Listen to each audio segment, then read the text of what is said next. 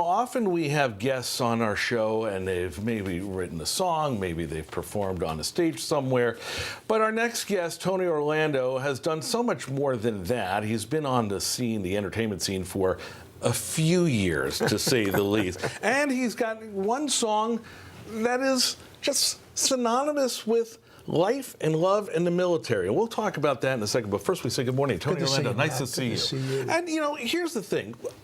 When you came in, I'm going to give up a secret right now. You walked into the newsroom and about a half a dozen people just gravitated towards you. To call their moms and grandmas. Does that still feel good? Yes. Yeah. It's why I breathe. Uh-huh. Are you kidding?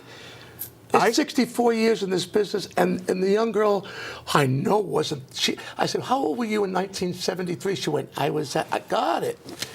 But her mother and her grandmother, sure, it meant something, and I got on the phones with them. But that's what makes it so worthwhile for me. Not bad for a man who started as a music producer, whose first song that you recorded, they didn't even use your name.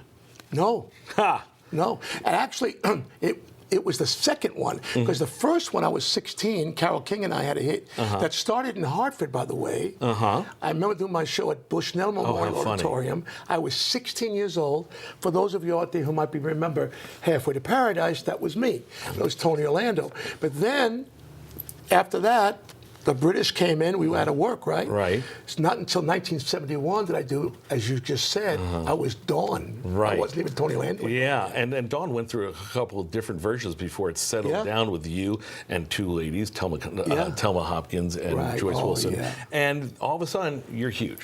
And it's not just recording music. All of a sudden they say, here, have a variety show on TV. Yeah. And down the line, act and host telethons with Jerry Lewis. Oh, yeah. 33 years. You're a little versatile, to say the least. Well, you know, when you have idols like Jerry, you learn quick. He was a great teacher. In fact, those guys like Frank Sinatra and Dean, when I went to Vegas in the 70s, they cared about the young performer. They took them in, taught them, talked to us, helped us through things. You studied. Amazing. Yeah. Yeah. We have a couple of photos that we're going to put up that I love. We did our homework. I love the first one that we're going to show you of Tony and the Fords, as in Gerald Ford and Betty Ford. There they are right there. Some nerve of me pinching the president's cheek. You're a handsome man back then. And the reason I love that photo particularly is because, nobody just gets to meet the president and his wife. You actually were doing great charity work back then, first of many, many years of doing it, and you got recognized for that. Well, we became friends. I mean, we became very good friends, the Fords, and it was the first time I met a president. Since then, I worked for 9 presidents. Right. But he was a regular, wonderful, kind. So was Betty. There was something special. They would call me on Christmas Eves and sing Christmas carols to me. Oh, nice. When they were on vacation for Christmas. They were very special, but... They were singing to you. They were singing to you. Yeah. You kind of had it backwards there. Let's talk about the music, because, you recorded this one song, Tie a Yellow Ribbon Around the Old Oak Tree. I don't want to say it was a throwaway song. It was just go and record it. And 50 years later, look at what this song has done. It is synonymous with military and veterans and soldiers coming home. Well, Matt, the first time I ever sang the song was to welcome home our POWs in Vietnam, Cambodia, and Laos. Cotton Bowl with Bob Hope, 1973. I'd never sung the song before. And there were 70,000 people there. And something very special happened, because I met 500 plus of these guys were tortured terribly. Yeah. And there they are on the 50-yard line. They're singing Tie Yellow Ribbon.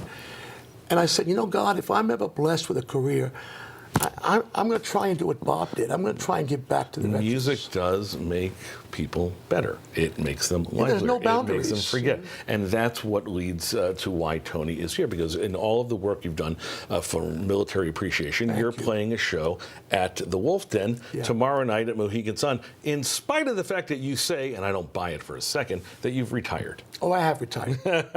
I told my wife I can still hit the ball. I just can't run the bases.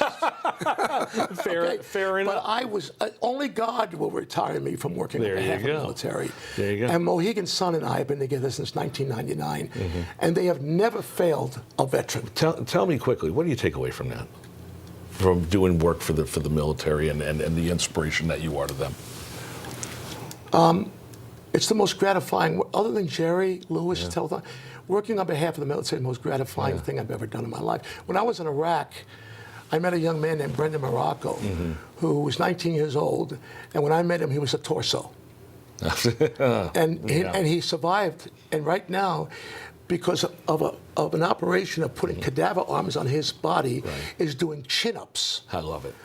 Those are the kind of people I get a chance to love and meet. I love it. Tony Orlando will be at Wolf Den at Mohegan Sun tomorrow night, 8 o'clock. You just you go in, you free show, but make a donation, help him out as he salutes and does a little more appreciation for the military. And we say for that, Matt, thank you so much. Tony Thank you. Orlando. Thank you so much. Nice to see you.